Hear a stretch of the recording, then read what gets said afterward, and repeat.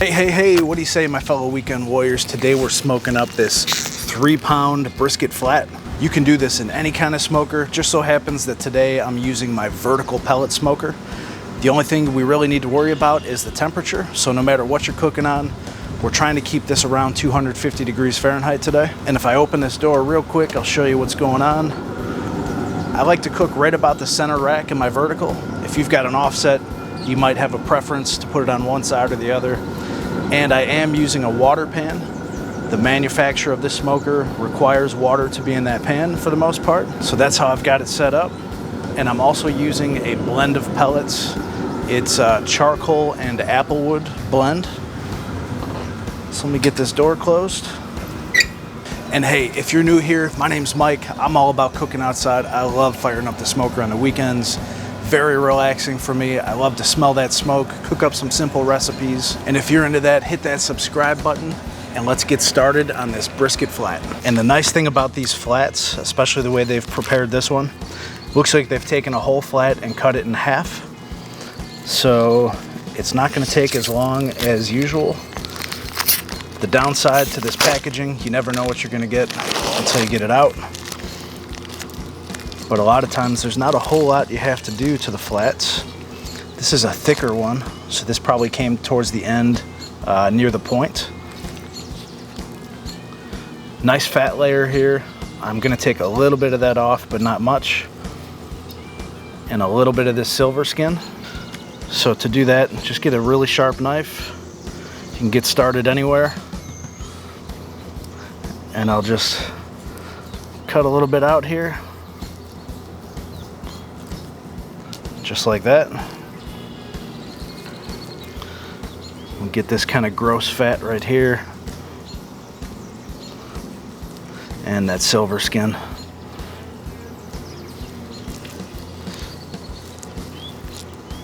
Same thing right here. I'll just poke my knife through.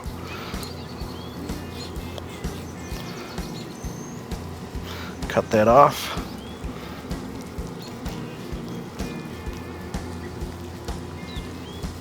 The key here is to leave as much meat as possible, but at the same time get it cleaned up so you don't have any gross stuff sitting on there. All right, so that top side's looking pretty good. Let's take a look over here. I want to leave a good layer of fat. The heat source of my smoker is coming from underneath, and so the way I like to smoke, I put the fat facing the heat source. It acts as a guard or an insulator, helps keep the brisket nice and moist. All right, so that's looking pretty good. I'm just going with one rub today. This is Captain Rodney's salt, garlic, spices, onion, red pepper. Good stuff. This is all I'm gonna put on it.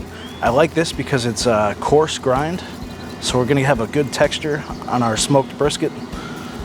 I'll go ahead and make sure I get the sides as well. Big piece of meat like brisket can handle a lot more rub than say a pork butt or something like that, so don't be afraid to go liberal on it.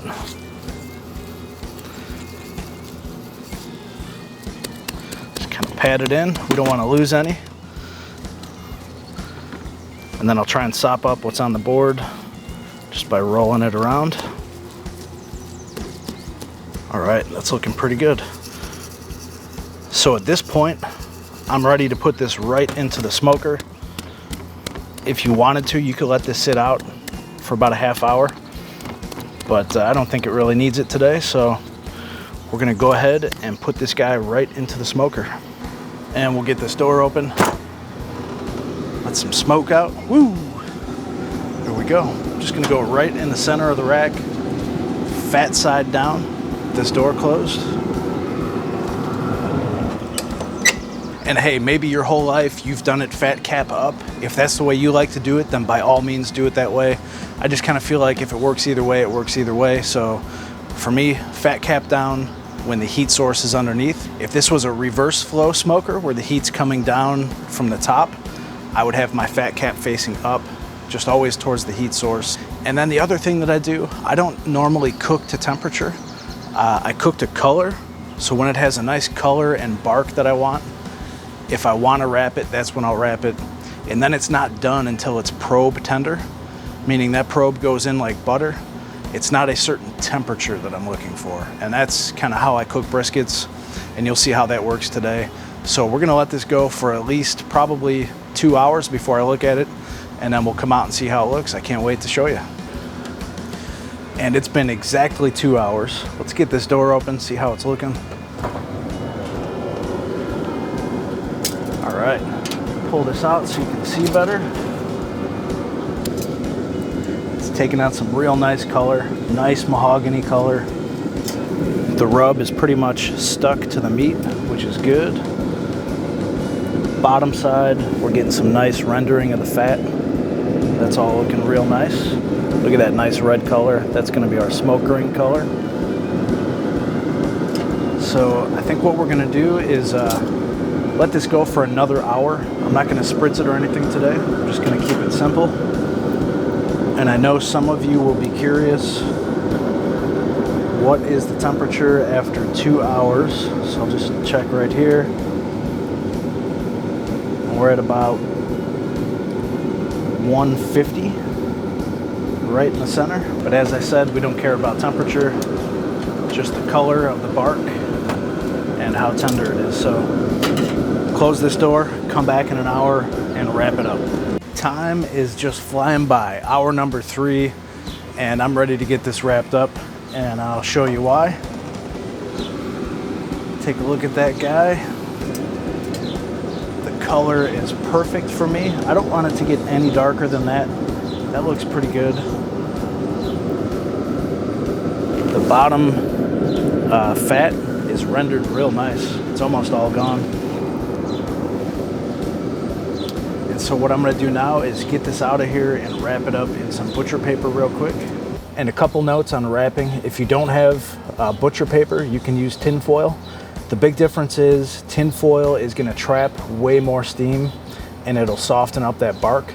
It's not gonna ruin your brisket at all. It's just gonna soften up the bark. You might lose a little bit of it.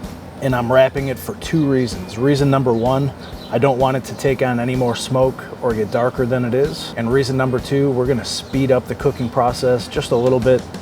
We're gonna push it through the stall. What happens in the stall is the meat really starts to sweat and it cools itself down naturally. It's called evaporative cooling. And by wrapping this up real tight, we're gonna reduce the amount of evaporative cooling, which will push it through that stall period quicker. But once this gets wrapped, all we care about is putting that probe in, and it's gotta feel tender, fork tender, like you're going into butter everywhere. That's how you know it's done. So enough talk, let's wrap this up.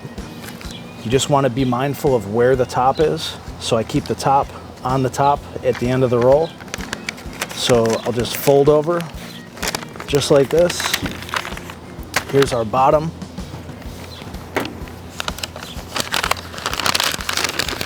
And then I'm gonna make a little package here. Just fold that over,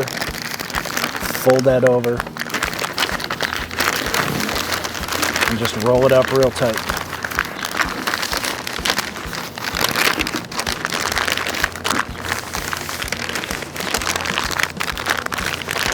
And so here's my top back on top.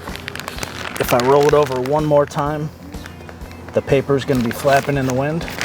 So what I'll do, you could either cut it off or just fold it under.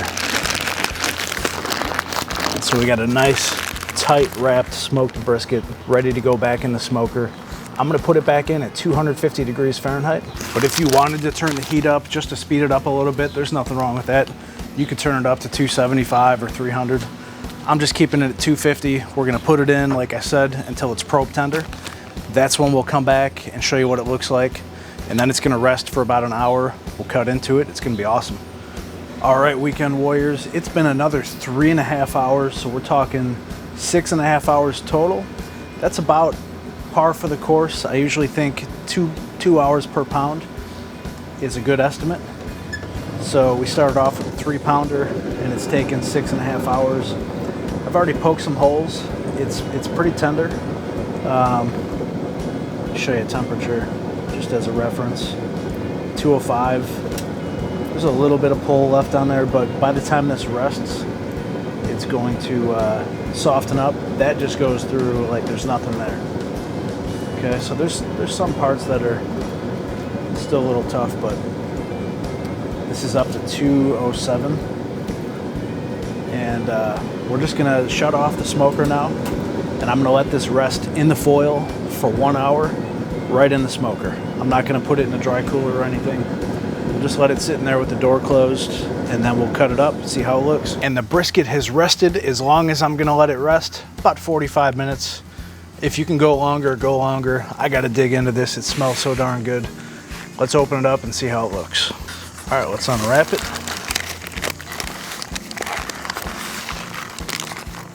Man, that thing is juicy. Look at all that juice.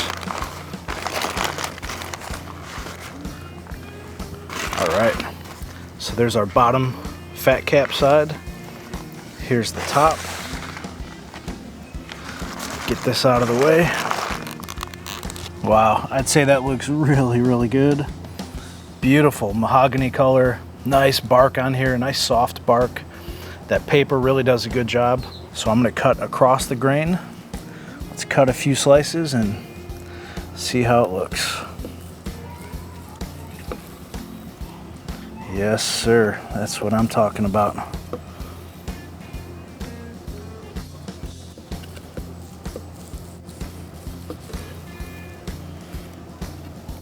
Man, the smell is fantastic. Beautiful smoke ring, which I'm sure you can already see. And this is what they call the lean, the flat side. It's not the fatty point side. So it will be a little bit drier than the point, but it should still be nice and tender. Just by the way I'm cutting it, I can tell that it is. So let me get the rest of this cut up. And there's our smoked brisket, all nice and cut up. Grab a piece out of the center here. It's got some fat in it.